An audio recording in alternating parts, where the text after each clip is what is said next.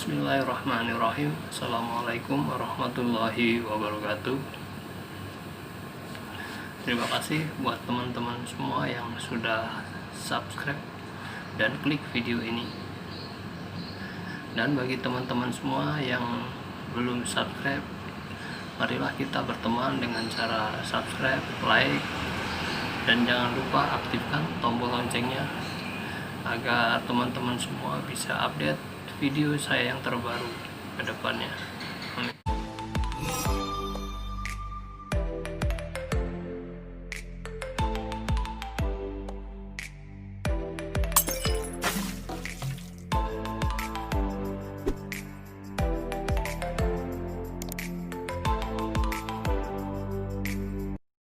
Tema kita kali ini adalah budidaya tanaman porang, itu dari awal hingga ke panen.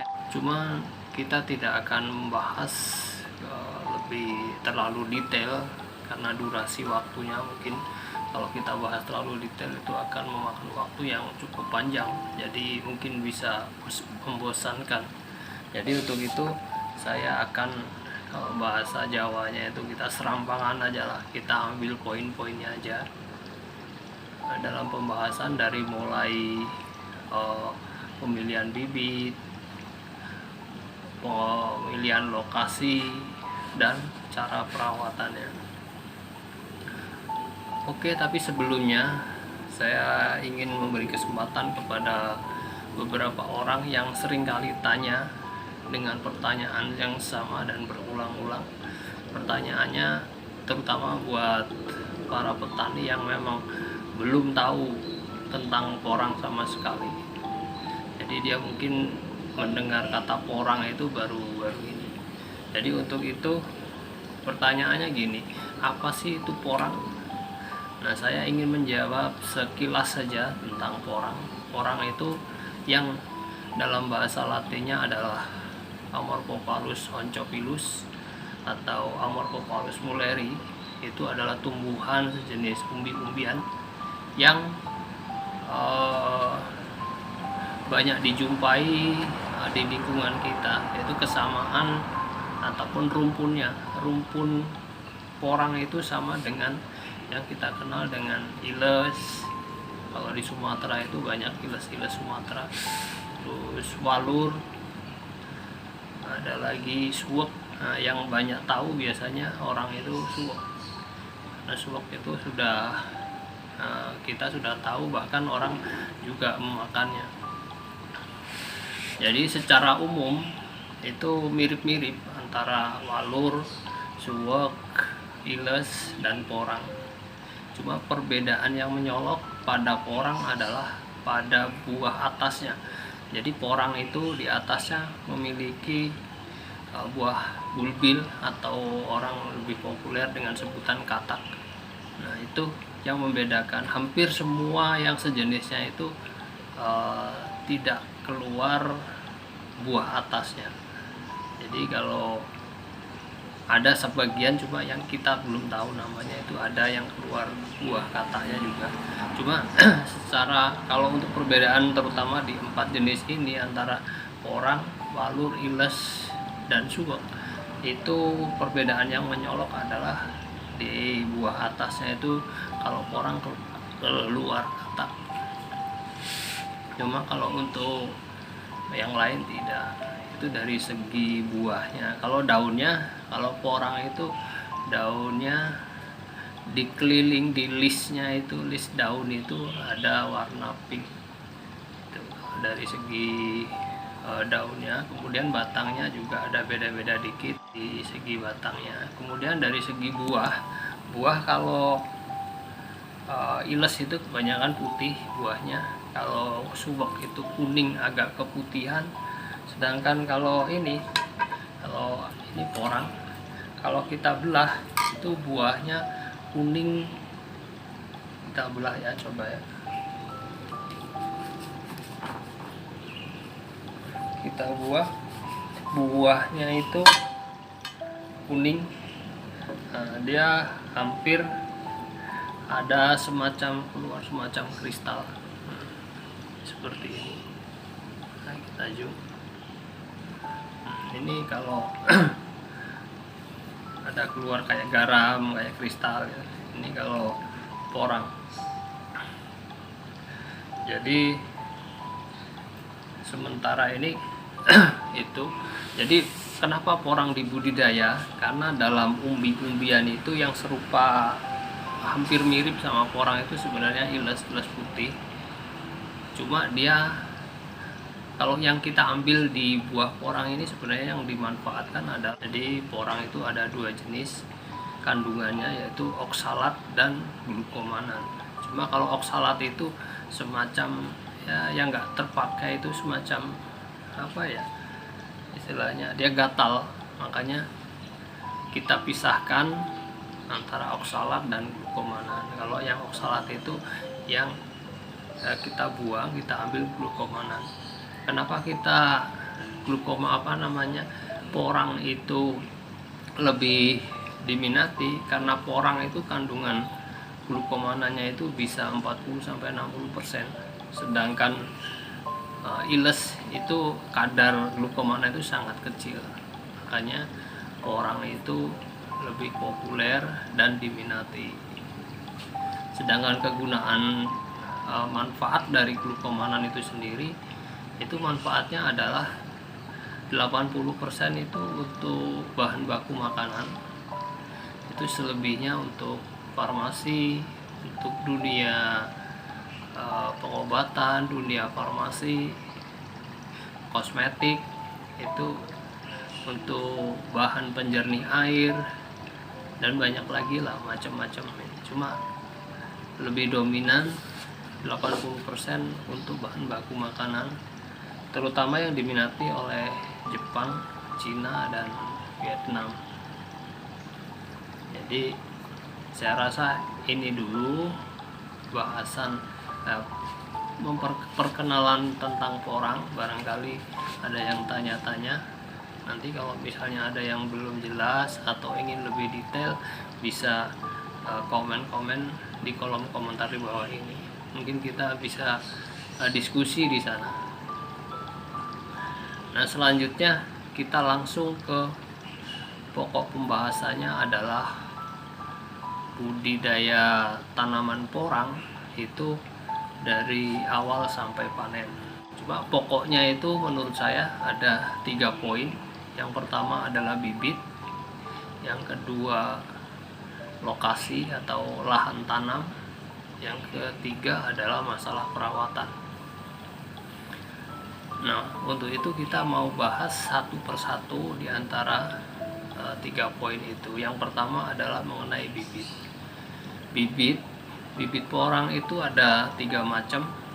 Yang pertama adalah bunga spora atau bunga porang. Yang kedua adalah buah katak. Yang ketiga adalah umbi. Jadi yang pertama tadi spora. Spora itu sebenarnya kalau untuk ditanam langsung ke lahan itu tidak direkomendasikan, karena bibit spora ini seharusnya dia harus disemai dulu. Kita semai dulu, setelah kita semai baru setelah tumbuh baru kita ke lahan. Kalau kita langsung ke lahan itu tidak maksimal, dan hasilnya juga kalau untuk penanaman spora bunga porang ini, dia usia panennya itu bisa 3 tahun, karena bibitnya dari sekecil jagung. Kalau kita tanam dalam satu musim itu menghasilkan buah paling sekitar 10 gram kali barangkali ya, yang jelas sangat kecil. Jadi kalau untuk tahun kedua kalau kita tanam spora mungkin baru sebesar 1 on, baru tahun ketiganya dia bisa menghasilkan, bisa dipanen. Kemudian untuk bibit katak, nah ini katak ini ada 3 macam juga. Jadi katak kecil, katak sedang, katak super atau katak besar. Jadi yang ketiga adalah umbi. Umbi juga ada umbi besar, umbi kecil, umbi sedang. Jadi kalau untuk misalnya sebelum kita menanam porang, makanya kita terlebih dahulu sebenarnya harus tahu tujuan kita menanam porang apa itu sih. Tujuan kita menanam porang adalah di hasilnya. Makanya setiap kita mau memulai tanaman apapun, itu pertama yang harus kita cari, yang harus kita ini adalah goalnya dulu. Goal itu capaian yang mau kita capai apa. Jadi kalau misalnya yang mau kita capai itu panen dalam 1 tahun, atau panen dalam 2 tahun, atau panen dalam 3 tahun. Misalkan kita mau panen dalam 3 tahun nggak masalah, karena kita mungkin di awal anggarannya anggarannya minim. Kita bisa merencanakan untuk 3 tahun, berarti kita memulai dari bibit bunga spora yang murah meriah. 1 kilo bisa isi sekitar 5 ribuan. Nah itu kan, jadi kita bisa memulai dari sana. Tapi kita sebelum tanam itu kita sudah tahu bahwa kita mau panennya itu 3 tahun ke depan atau 2 tahun ke depan. Makanya kita bisa memulai itu. Tapi kalau kita mengharapkan misalnya goal kita adalah panen dalam 1 tahun, jadi ya kita jangan tanam jenis itu, kalau itu nggak bakal panen. Makanya di sini saya ingin memberikan gambaran bahwa bibit itu tadi saya sebutkan ada 3 macam. Jadi bibit bunga spora, bibit katak, dan bibit umbi. Nah, bibit yang bisa panen dalam 1 tahun itu adalah katak super dan umbi besar. Itu bisa kita panen dalam 1 tahun. Kalau katak super itu yang kira-kira beratnya masih kurang dari 150 biji per kilo, itu insya Allah bisa panen dalam 1 atau 2 tahun.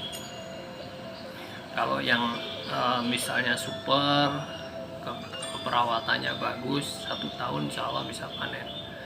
Cuma kalau umbi yang katak yang sedang itu ukuran antara 200 sampai ke sekitar 400 biji per kilo. Itu kalau kita tanam, panennya itu bisa maksudnya 1 musim sampai 2 musim gitu. Kalau untuk katak sedang. Kemudian kalau katak kecil yang ukuran kira-kira 600 biji up lah, 600 biji lebih sampai ribuan, itu kalau kita tanam ya minimal itu ya 2 tahun baru panen, maksimal 2 tahun. Jadi antara 2 sampai 3 tahun baru panen. Nah, terus kemudian umbi itu ada 3 macam, yaitu umbi kecil, umbi sedang, dan umbi besar. Kalau umbi yang mau kita panen dalam 1 tahun itu umbi yang ukuran besar. Ukuran besar itu seperti apa? Yaitu besar itu minimal itu beratnya 1 on atau isi 10 biji per kilo. Jadi antara 1 on sampai 5 on itu boleh dibilang itu namanya bibit umbi besar. Itu kita bisa panen dalam 1 tahun. Kemudian kalau umbi sedang itu beratnya itu isinya antara 50 sampai 100 kira-kira. Nah, itu kalau umbi sedang, kalau kita tanam panennya itu bisa kalau bagus itu bisa 1 tahun sampai 2 tahun di antara itu. Kemudian umbi kecil itu antara 150 ke atas lah, sampai 250 biji per kilo, paling sebesar ini, enggak sampai sebesar ini, dia lebih besar dikit sama sejempol kaki lah paling, itu masih tergolong umbi mini. Itu 2 tahun baru panen, 2 sampai 3 tahun. Jadi itu sementara untuk bibit. Jadi ringkasannya gini, untuk pemilihan bibit itu ada 3, yaitu bibit spora, kata, dan umbi. Nah, kalau kita mau panen dalam 1 tahun, kita pilih bibit kata atau umbi. Cuma kata yang super atau umbi yang besar. Itu kalau kita ingin panen dalam 3 tahun. Maksud saya, ingin panen dalam 1 tahun. Jadi kita pemilihan bibit yang kata besar atau umbi besar. Cuma kalau kita mau merencanakan panen 2 tahun nggak masalah, 2 musim nggak masalah. Nah, itu kita bisa untuk menghemat anggaran dengan bibit yang kecil, isinya banyak, itu bisa panennya 2 tahun. Kita bisa pilih bibit yang sedang atau yang kecil. Kalau yang sedang itu bisa 2. Kalau kemungkinan nasibnya bagus, perawatannya oke, bisa jadi 1 tahun juga bisa panen. Cuma dikasih range waktu ya 1 sampai 2 tahun. Kalau umbi kecil atau spora itu kisaran 2 sampai 3 tahun panen. Itu pembahasan tentang bibit. Jadi jangan salah, jadi jangan sampai kita mau nanam belum tahu tujuan. Di pas kita tanam, pengalaman saya dulu, kita belum ilmu tentang orang belum banyak, jadi kita tanam pilih, kita nggak berpikir, nggak punya tujuan mau panen kapan, yang penting kita tanam pengen panen.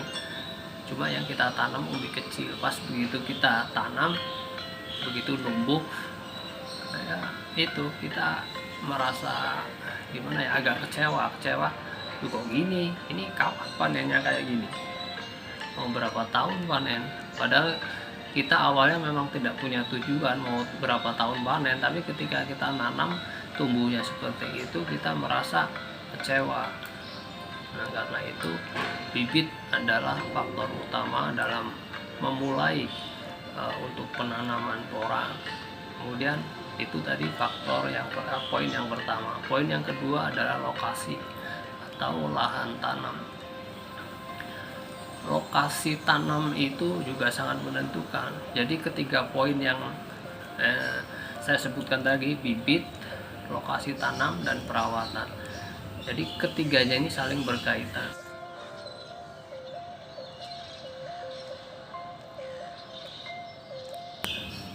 Misalnya ini saya gambarkan seperti ini. Misalnya bibitnya bagus, cuma lokasinya tidak bagus. Maksudnya gini, bibit bagus, lokasi bagus, perawatannya kurang, hasilnya nggak maksimal. Perawatannya bagus, bibitnya bagus, tapi lokasinya kita salah pilih atau salah penempatan, itu juga nggak maksimal. Perawatannya bagus, lokasinya bagus, bibitnya kita salah pilih atau kurang bagus, hasilnya juga nggak maksimal. Jadi ketiga-tiganya ini harus saling keterkaitan. Nah, pembahasan yang kedua ini adalah tentang lokasi, juga sama. Jadi lokasi itu pertama kita pilih lokasi tanam. Kita bukan harus memilih mau nanam porang harus cari lahan, itu bukan. Kita kan mungkin sudah ada lahan kita, itu memang kita sudah punya, yaitu cuma kita bisa modifikasi agar bisa lokasi yang kita punya itu bisa sesuai untuk ditanamin porang. Makanya pertama yang harus kita tahu adalah lokasi ketinggian atau DPL-nya. Jadi DPL ini sangat penting karena ketinggian di atas paling tidak 500 itu kita tidak butuh naungan. Porang itu butuh butuh kelembapan. Jadi di ketinggian di atas 500 DPL itu kita tidak perlu ada naungan. Cuma kalau di bawah 500, apalagi di 0, DPL 0 sampai 200 ke bawah lah, itu Kalau menurut saya itu wajib menggunakan naungan, karena itu adalah faktor-faktor penting. Jadi jangan sampai kita punya tanam porang di lokasi DPL-nya rendah, kita tidak memikirkan naungan, kita terbuka begitu aja langsung tanam. Resikonya apabila terjadi cuaca ekstrim, misalnya 1 minggu nggak ada hujan, itu mungkin ya walau alam bisa jadi layu. Cuma saya ada kasus kawan yang nanam ya akhirnya gagal, karena begitu tanam dia rumput naik sekitar umur 2 bulan, dia penyiangan dibersihin sampai bersih, tiba-tiba cuaca ekstrim 1 minggu tidak ada hujan, akhirnya gagal, banyak yang mati. Nah, untuk itu ketinggian itu penting, naungan juga sangat penting. Jadi masalah naungan itu kita bisa modifikasi. Kalau saya biasanya menggunakan singkong, cuma orang-orang kan banyak lah mau jagung di naungan yang sudah ada, misalnya kita tanam di bawah pohon buah-buahan atau dan lain sebagainya. Intinya porang itu hanya membutuhkan sinar matahari itu antara 40-60% itu sudah cukup.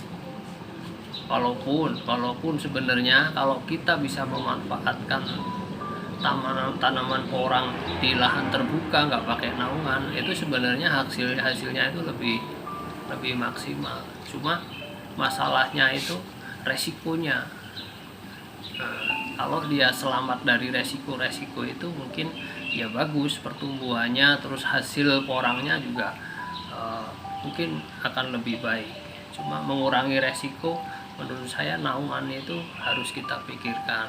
Jadi masalah mau full naungan atau semi naungan itu tergantung kita yang mengatur tentang seberapa rimbun, seberapa butuh naungan itu kita butuhkan. Nah, selain memilih naungan juga pengolahan lahan.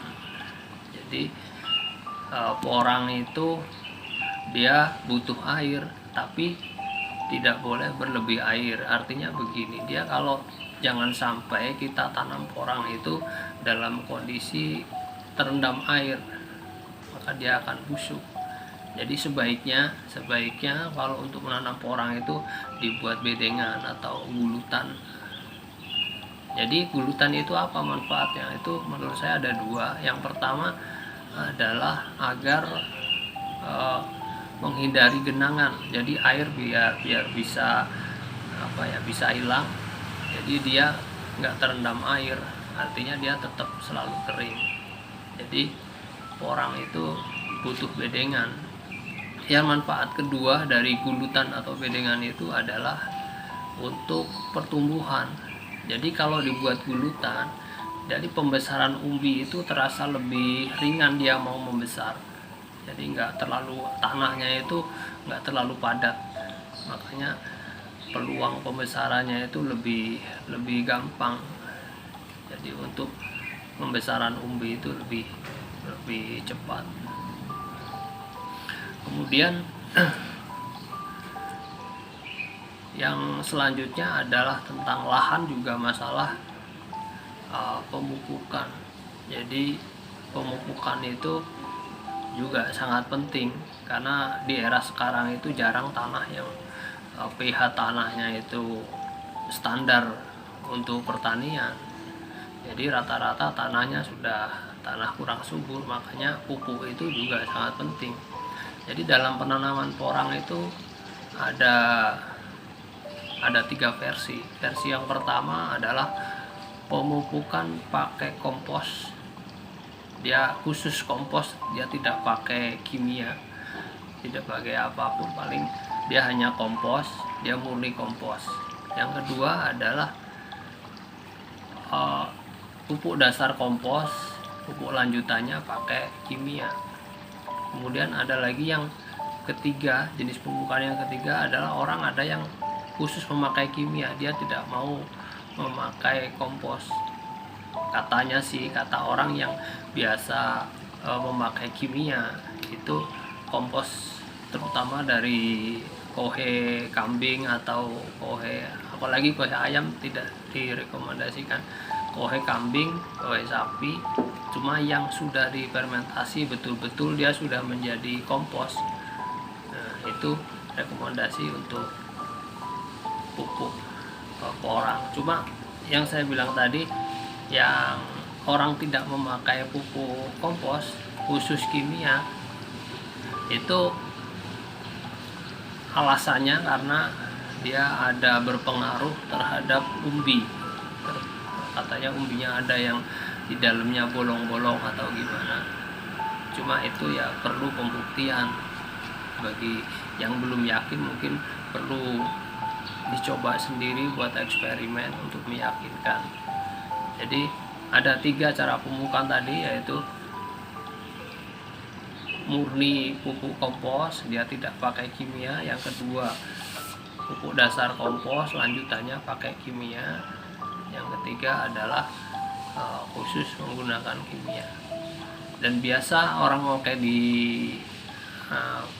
tanaman porang, pemupukan itu menggunakan pertama, kalau kimia itu SP36, ZA, dan NPK. Rata-rata 3 jenis ini, paling ditambahi dengan pupuk cair kalau hasilnya ingin maksimal. Cuma kalau saya pribadi itu saya menggunakan ya kohe kambing yang sudah digiling. Jadi betul-betul dia sudah fermentasi, sudah jadi kompos. Jadi bukan tai kambing ya, ini sudah kompos. Jadi kompos kita sebagai pupuk dasar, nanti lanjutannya kita pakai ZA sama pakai pupuk NPK. Itu sementara yang saya pakai itu untuk masalah pemupukan. Saya rasa itu masalah pupuk. Kemudian poin yang ketiga dari cara budidaya porang yang baik, yang bisa menghasilkan maksimal adalah di perawatan. Perawatan itu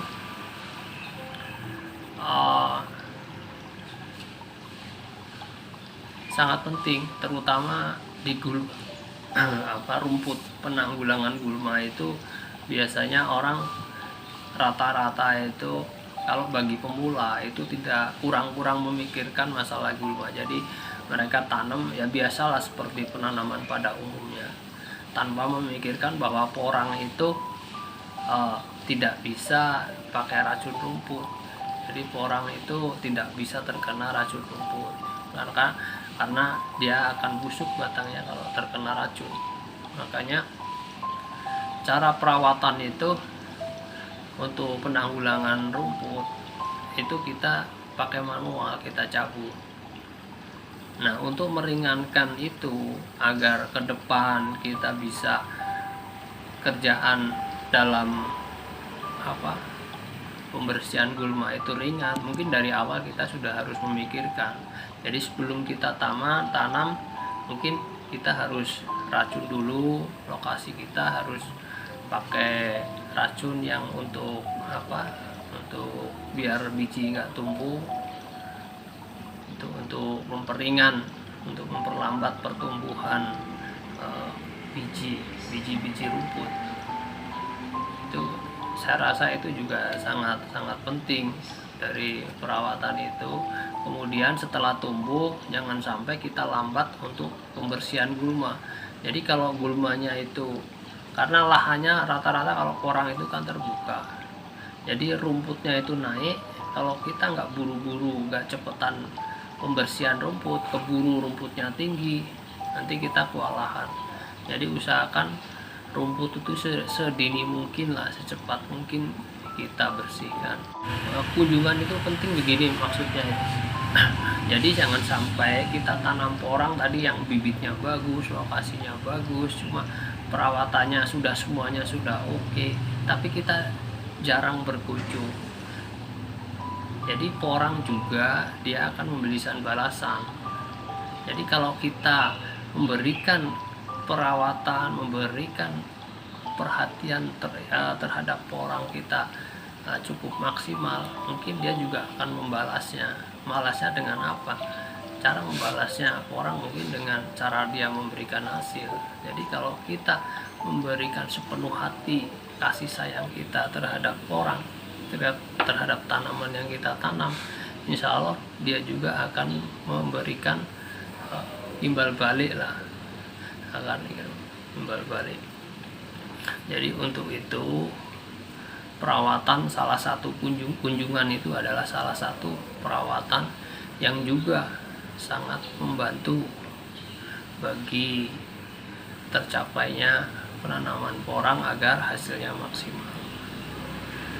Saya rasa pembahasan kita sudah terlalu panjang, jadi bagi teman-teman yang ingin tanya-tanya atau ingin tahu lebih detail tentang porang, teman-teman bisa komen di bawah di kolom komentar, bisa tanya-tanya, insya Allah kita bisa jawab yang kita bisa.